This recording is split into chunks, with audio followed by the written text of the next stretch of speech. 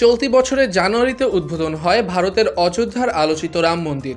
উদ্বোধনের 6 মাস পার না হতেই ফাটল দেখা দিয়েছে মন্দিরটিতে। বৃষ্টি হলেই ছাদ বেয়ে পড়ছে পানি। এ ঘটনা প্রকাশ্যে আসার পরই ব্যাপক বিতর্ক ও সমালোচনার সৃষ্টি হয়েছে। 2.7 একর জমির উপর নির্মিত রাম মন্দির তৈরিতে খরচ হয় 1800 কোটি রুপি। লোকসভা নির্বাচনকে সামনে রেখে তড়িঘড়ি করেই এটি উদ্বোধন করেন ভারতের প্রধানমন্ত্রী নরেন্দ্র মোদী। ভারতীয় সংবাদ মাধ্যমগুলোর খবরে বলা হয়েছে, মন্দিরটি তৈরিতে ব্যবহার করা হয়নি কোনো ইস্পাত বা লোহা।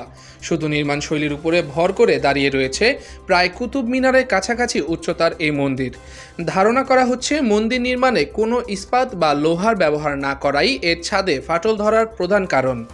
নির্মাণে অবহেলার অভিযোগ তুলেছেন খোদ মন্দিরটির প্রধান পুরোহিত আচার্য সত্যেন্দ্র দাস।